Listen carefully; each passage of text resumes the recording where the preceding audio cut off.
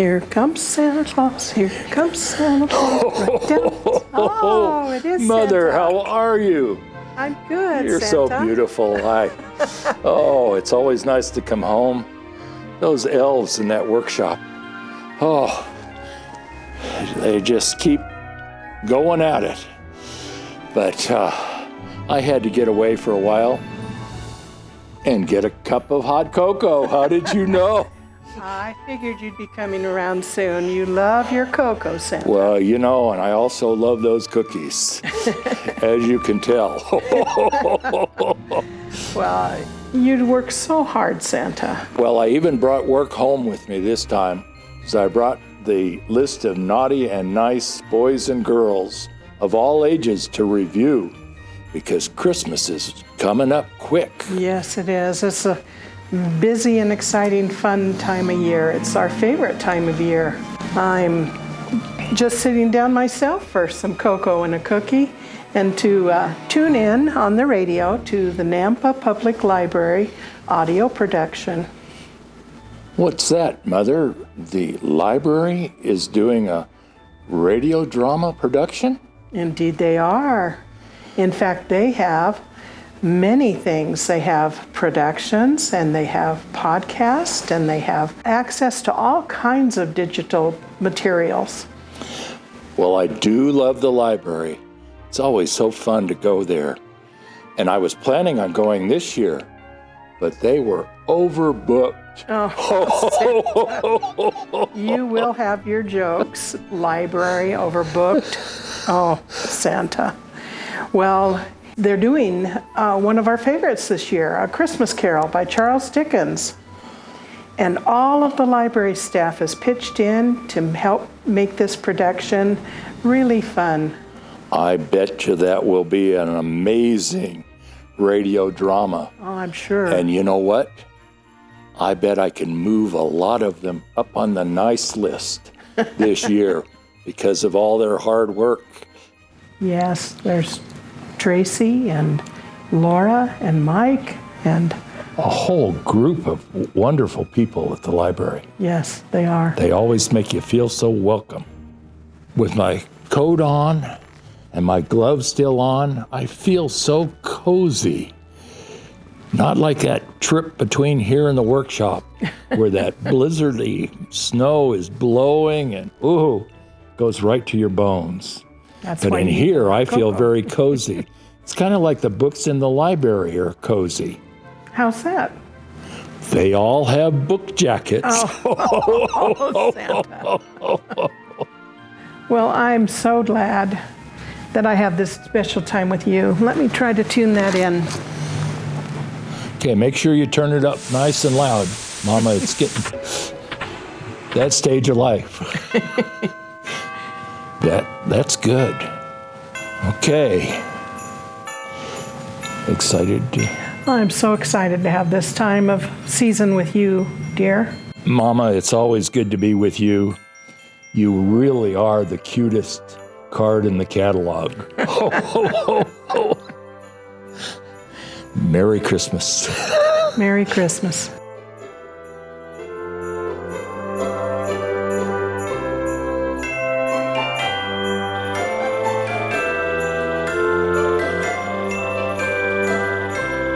The Nampa Public Library proudly presents A Christmas Carol's radio theater from the beloved work of Charles Dickens, featuring the staff of the Nampa Public Library.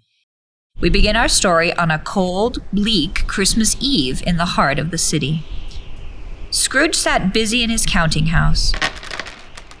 He could hear people in the courtyard outside walking up and down and stamping their feet upon the pavement stones to warm them. The fog was so thick you could hardly see your hand in front of your face. The city clocks had only just gone 3, but it was quite dark already. It had not been alight all day, and candles were flaring in the windows of the neighboring offices. The door of Scrooge's counting house was open that he might keep his eye upon his clerk, who was working in a dismal little cell beyond. Scrooge had a very small fire, but the clerk's fire was so much smaller that it looked like one coal. Scrooge kept the coal box in his own room out of the clerk's reach, and so instead of building a fire, the clerk had to try and warm himself by the candle at his desk. A Merry Christmas, Uncle. God save you. It was the voice of Scrooge's nephew Fred, popping in unexpectedly to his uncle's office. Bah, humbug. Christmas a humbug, Uncle? You don't mean that. I do. Don't be cross, Uncle. What else can I be when I live in such a world of fools as this? If I could work my will, every idiot who goes about with Merry Christmas on his lips should be boiled with his own pudding and buried with a stick of holly through his heart. Uncle! Nephew! Uncle! Nephew! This went on for a period of time until Scrooge said, You keep Christmas in your own way, and let me keep it in mine. But you don't even keep it at all. Let me leave it alone then. Don't be angry, Uncle. Christmas is a special time of year, and though it has never put a scrap of gold or silver in my pocket, I believe it has done me good, and will do me good. And I say, God bless it. At this, the clerk in the corner, Bob Cratchit, sprang to his feet and applauded. Let me hear another sound from you, and you'll keep Christmas by losing your situation. Beg your pardon, Mr. Scrooge. Don't be angry, Uncle. Come, dine with me and my wife and I tomorrow. I'll see you hanged first. I want nothing from you. I ask nothing of you. Why can't we just be friends? Good afternoon. I'm sorry with all my heart to hear you won't come, but I'll keep my Christmas humor to the last. Merry Christmas, Uncle. Good afternoon. And a Happy New Year. Good afternoon. Glad tidings. Good afternoon. Season's greetings. Good afternoon. This went on for a period of time until Fred left. He left merrily without an angry word. He stopped at the outer door to wish the clerk a Merry Christmas. Merry Christmas, sir. My clerk with 15 shillings a week and a wife and a family talking about a Merry Christmas. I'll retire to the loony bin. When Bob Cratchit rose to let Scrooge's nephew out, he let two other people in. They were pleasant-looking gentlemen, and now stood with their hats off in Scrooge's office. They had books and papers in their hands and bowed to him. Have I the pleasure of addressing Mr. Scrooge or Mr. Marley? Mr. Marley has been dead these 7 years. He died 7 years ago, this very night. Scrooge was Marley's partner, executor, administrator, friend, and only mourner, and the firm they had built together still bore Marley's name after years of his passing. Very sorry to hear of your loss. We trust his generosity is represented in his business partner. We're here because a few of us are endeavoring to raise a fund to buy the poor some meat and drink and means of warmth. What shall I put you down for? Nothing. You wish to be anonymous? I wish to be left alone. I don't make myself merry at Christmas, and I can't afford to make idle people merry either. But we... Good afternoon. I say, sir. Good afternoon. Seeing clearly that it would be useless to pursue their point, the gentleman withdrew, leaving Scrooge in an unpleasant mood. This in mind, he addressed Bob Cratchit, who was huddled over his work at his desk. You'll want off all day tomorrow, I suppose. If quite convenient, sir. It's not convenient, and it's not fair. If I was to stop a half-crown for it, you'd think yourself badly treated, and yet you don't think me badly treated when I pay a day's wage for no work. It's only once a year, sir. Poor excuse for picking a man's pocket every 25th of December, but I suppose you'll want the whole day. Be here earlier the next morning. The clerk promised that he would, and Scrooge walked out with a growl. He walked home with his jacket buttoned tightly against the cold and the fog. Now Scrooge had not given one thought on Marley since his last mention of his 7 years dead partner that afternoon. So it was with most strange when Scrooge, having put his key in the lock of the door, saw not the knocker, but the face of Jacob Marley, with ghostly spectacles turned up on its ghostly forehead. The hair was curiously stirred, as if by breath of hot air, and though the eyes were wide open, they were perfectly motionless. As Scrooge stared at it, it became a knocker once again. Humbug. Though shaken, Scrooge decided to check all the rooms in the dark house and under the furniture. Not scared, mind you. Humbug. I just won't have someone breaking into my house. Well, that should do it. No one there. Ha! Now to settle down next to the fire with a hot bowl of gruel. I'll just poke the fire and... Ugh! The cellar door flew open, and then he heard the noise much louder on the floors below. Then coming up the stairs. Then coming straight toward his door. Without a pause, it came through the heavy door and into the room. Jacob Marley in his usual waistcoat and boots. The chain he carried was clasped about his middle. It was long and wound around him like a tail, and it was made of cash boxes, keys, padlocks, ledgers, deeds, and heavy purses. His body was transparent, so that Scrooge could see the 2 buttons on his waistcoat behind. Who are you? Ask me who I was. Who were you then? In life, I was your partner, Jacob Marley. Can you sit down? I can. Do it then. Though the ghost sat perfectly motionless, its hair and tassels were still moving as if blown by a hot vapor from an oven. You don't believe in me. I do not. Why do you doubt your senses? Because a little thing affects them. You may be an undigested bit of beef, a blot of mustard, a crumb of cheese, a fragment of underdone potato. There's more of gravy to the grave about you, whatever you are. Mercy! Dreadful apparition! Why do you trouble me? It is required of every man that the spirit within him should walk abroad among his fellow men, and travel far and wide, and if that spirit goes not forth in life, it is condemned to do so after death. I wear the chain I forged in life. I made it link by link, and yard by yard. I girded it of my own free will, and of my own free will I wore it. Very well you trembled. You should see the chain you carry. It was as heavy and as long as this 7 Christmas Eves ago. Speak comfort to me, Jacob. No. Jacob. Nay. Jacob. I have none to give. But you were always such a good man of business, Jacob. Business? Mankind was my business. Charity, mercy, forbearance, and benevolence were all my business.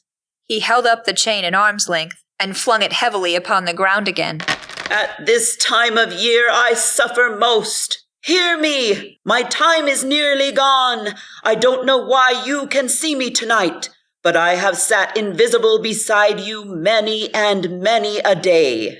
It was not an agreeable idea. Scrooge shivered and wiped the perspiration from his brow. I am here tonight to warn you that you have yet a chance and hope of escaping my fate. A chance that I got you, Ebenezer. You were always such a good friend to me. Thank you. You will be haunted by 3 spirits. Is that the chance and hope you mentioned, Jacob? It is. I think I'd rather not. Without their visits, you cannot hope to avoid the path I tread. Expect the first tomorrow when the bell tolls 1. Couldn't I just take them all at once and have it over with, Jacob? Expect the second on the next night at the same hour, the third upon the next. Look to see me no more, and for your own sake, remember what has passed between us. Marley walked backward from Scrooge, and at every step he took, the window raised itself a little, so that when the spectre reached it, it was wide open, and Marley's ghost floated out upon the bleak, dark night. Scrooge closed the window and examined the door. It was double locked, and the bolts were undisturbed. Exhausted, Scrooge went straight to bed and fell asleep instantly.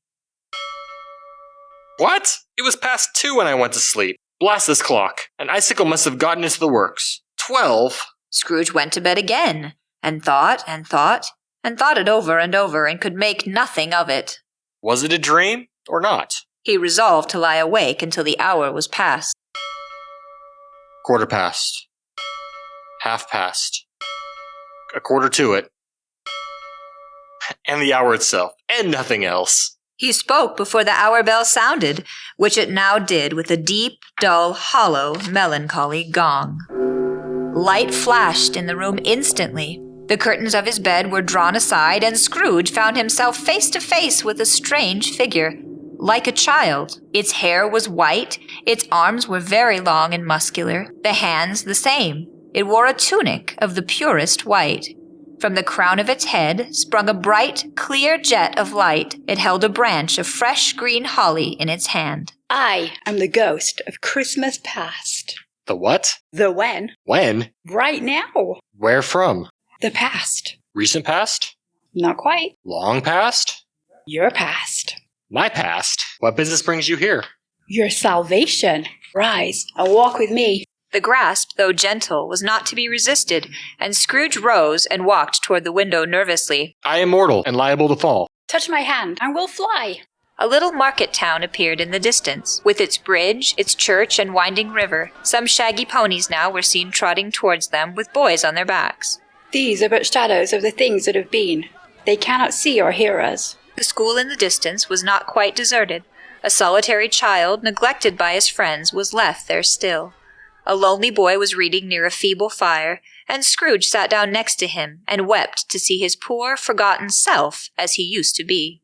Let us see another Christmas. The ghost stopped at a certain warehouse door and asked Scrooge if he knew it. Know it? I was apprenticed here. An old gentleman in a wig was sitting behind a high desk. Why, it's old Fezziwig. Bless his heart. Fezziwig, alive again! Yo-ho there, Ebenezer! Scrooge's former self, now a young man, came briskly in. No more work tonight. It's Christmas Eve. Every movable thing was packed off. The floor was swept. The lamps were trimmed. Fuel was heaped upon the fire, and the warehouse was as snug and warm and dry. It was now a bright ballroom. There was music and food. And dancing. Scrooge remembered everything and enjoyed everything. A small matter to make these silly folks so full of gratitude. He didn't spend much money. But Spirit, he had the power to make us happy or unhappy, to make our work heavy or light. The happiness he gives is quite as great as if it cost a fortune. What is the matter? Nothing particular. Something, I think. Well, it's just that I should like to be able to say a word or two to my clerk just now. That's all. His former self turned down the lamps, and Scrooge and the ghost again stood side by side in the open air. My time grows short. Let us go. Scrooge was conscious of being exhausted and overcome by an irresistible drowsiness, and further of being in his own bedroom, and sank into a heavy sleep, awakening in the middle of a prodigiously tough snore, and sitting up in bed and get his thoughts better. The bell was again upon the stroke of 1. He got up softly and shuffled in his slippers to the door. The moment Scrooge's hand was on the lock, a strange voice called him by his name and bade him enter. It was his own room, there was no doubt about that, but it had undergone a surprising transformation. The walls and ceiling were hung with greenery and berries. The crisp leaves of holly, mistletoe, and ivy reflected back the light, and a mighty blaze went roaring up the chimney. Heaped upon the floor was food, more food than Scrooge had ever seen, and the chamber was dim with delicious steam. On a couch sat a jolly giant with a glowing torch, and he held it up high to shed its light on Scrooge as he came peeping around the door. Come in, and know me better, man. I am the ghost of Christmas present. You've never seen the like of me before, ho-ho. Never. Have you met any of my brothers? I don't think so. Not Edward? No.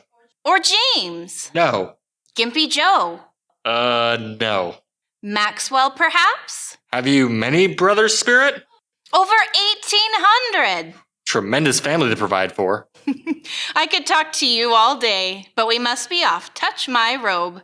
Scrooge did as he was told and held it fast. The room and the ruddy glow of the fire all disappeared, and they stood in the city streets on Christmas morning. There was nothing very cheerful in the climate or the town, and yet there was an air of cheerfulness. The people who were shoveling away on the housetops were jovial and full of glee, calling out to one another and throwing snowballs here and there. The spirit smiled and led the way to Bob Cratchit's house. The first person they saw was Mrs. Cratchit. She was busy preparing Christmas dinner, and Bob Cratchit and his son were just arriving home. And how did little Tim behave? As good as gold and better. Somehow he gets thoughtful sitting by himself so much and thinks the strangest things you ever heard. Like what, my dear?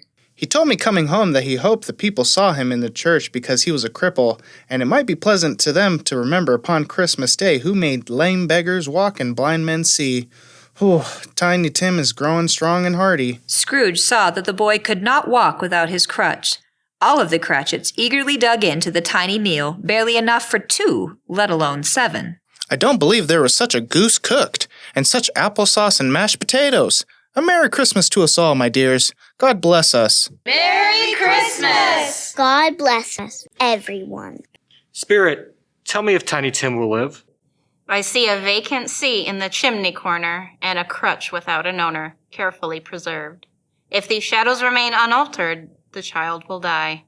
Scrooge hung his head and was overcome with penitence and grief. Spirit. Oh, it's my nephew Fred's laugh. I'd know it anywhere.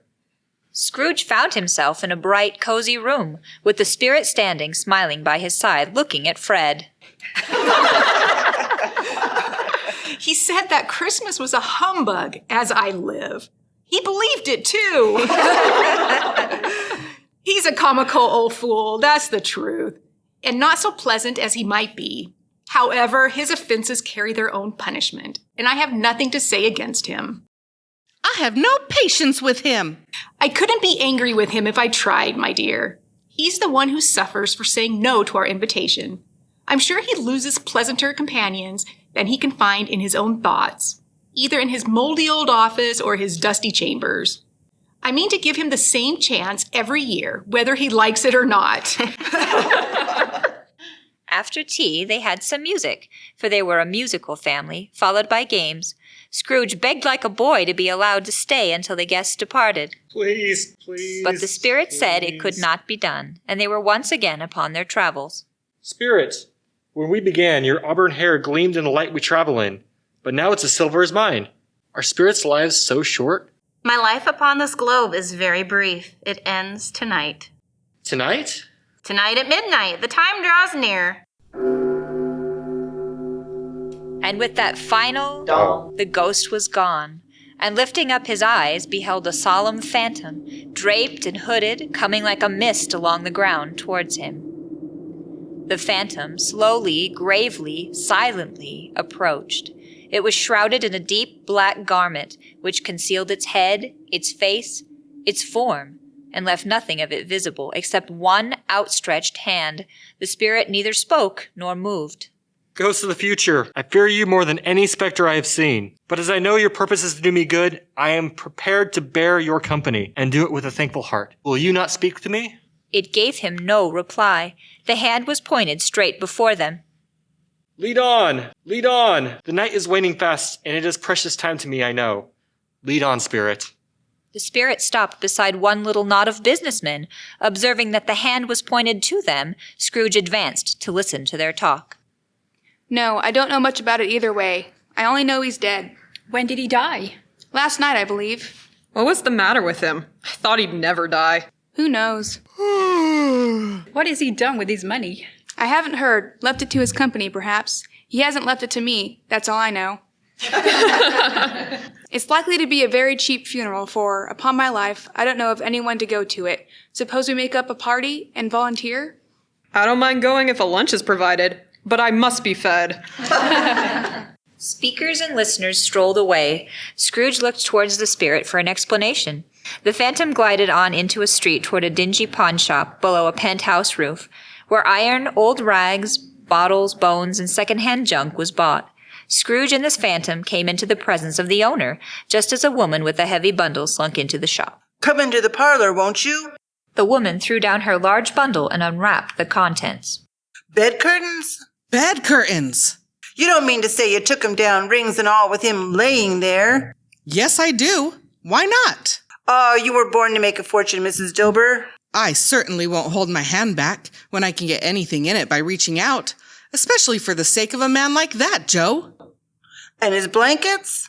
Whose else's do you think? He isn't likely to get a cold without 'em, I dare say. I hope he didn't die of anything catching, eh? Don't you be afraid of that. I ain't so fond of his company that I'd loiter about if he did. Ah, you may look through that shirt till your eyes ache, but you won't find a hole in it, nor a threadbare place. It's the best he had, and a fine one, too. They'd have wasted it if it hadn't been for me. What do you mean wasted it? Somebody was fool enough to put it on him to be buried in, but I took it off again. Calico is good enough for him. Spirit, I see. I see. The case of this unhappy man might be my own. My life tends towards that way, now. Merciful heaven, what is this? Scrooge recoiled in terror, for the scene had changed. And now he was almost touching a bare, uncurtained bed on which, beneath a ragged sheet, there lay a something covered up. The room was very dark. A pale light, rising in the outer air, fell straight upon the bed, and on it, unwatched, unwept, uncared for, was the body of this man. Scrooge glanced toward the phantom and followed him once again until they reached an iron gate. He paused to look round before entering. Churchyard? Why have we come here, Spirit? Will you not speak to me? I see that you point towards a solitary grave. Spirit, are these the shadows of things that will be, or are they the shadows of things that may be only? The ground is cold, and I can scarcely make out the name on the stone. Ebenezer Scrooge. Am I that man that lay upon the bed? Oh no, Spirit. Oh no, no. I will honor Christmas in my heart and try to keep it all the year. I will live in the past, the present, and the future. The spirits of all three shall strive within me. I will not shut out the lessons they teach. Oh, tell me that I may sponge away the writing of this stone.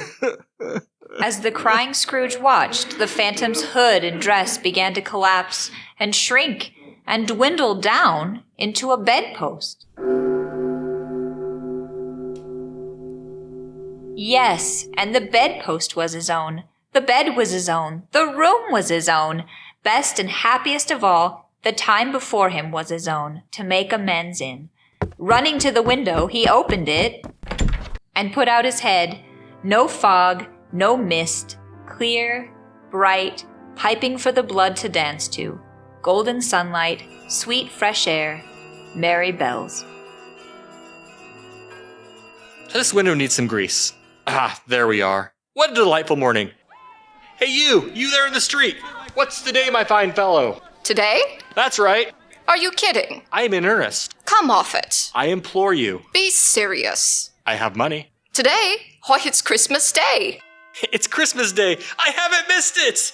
Oh, the spirits have done it all in one night. They can do anything they like. Of course they can. Of course they can. Hello, my fine fellow. Hello. Do you know the poulterers in the next street? The what? The merchant around the corner? Not sure. Sells food? Not ringing a bell, sir. Selling the prize turkey? I have money. The turkey as big as me? Why, it's hanging there now. Such an intelligent boy. A remarkable boy. Go and buy it and tell him to bring it here, that I may give him the direction on where to take it. Come back with the man and I'll give you a shilling. Come back with him in less than 5 minutes and I'll give you a half-crown. Great Scott, he's off like a shot. I'll send it to Bob Cratchit's house. It's twice the size of Tiny Tim. He dressed himself, all in his best, and at last got out into the streets. Greeting each person with a smile, he met the two gentlemen that had come to his business the day before requesting funds, and whispered in their ear how much he now intended to donate. I hope you succeeded yesterday. A Merry Christmas to you, sir. Lord bless me. My dear Mr. Scrooge, are you serious? If you please, and not a farthing less. A great many back payments are included in it, I assure you. Will you do me that favor? Dear sir, I don't know what to say to such generosity. Don't say anything. Just please, come and see me again. I will.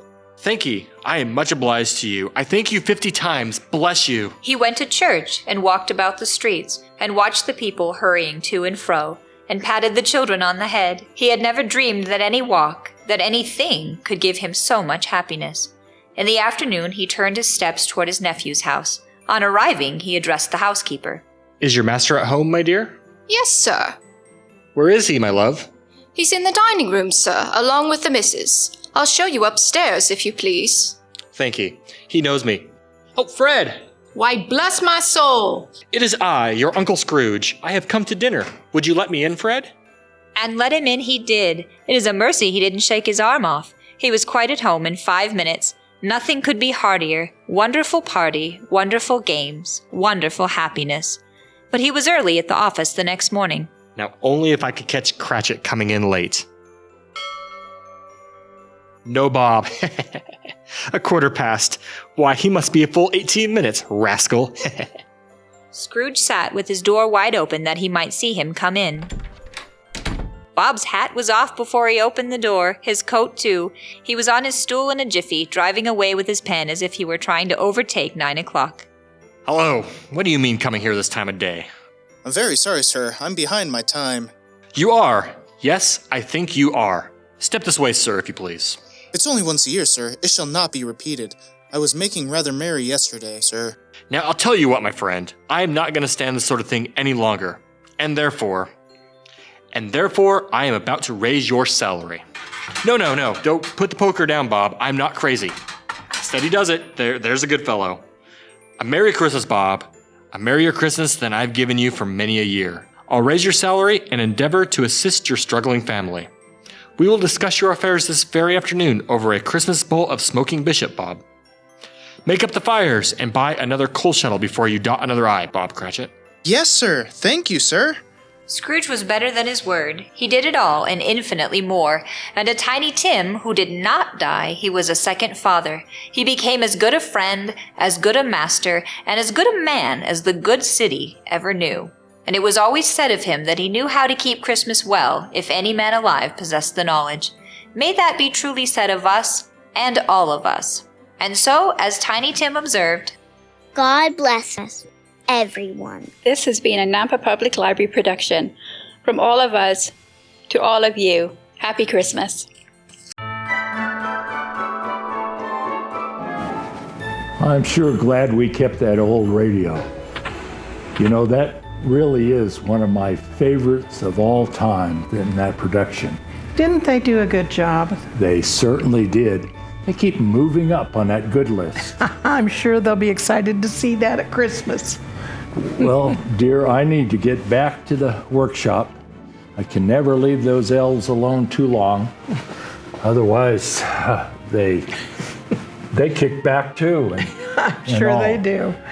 I'm going to be out soon to see you and the elves. I've got a new pudding recipe I want to try. See how you like it. Well, you certainly are the pudding of the season. Mwah. Merry Christmas to all, and to all a good night.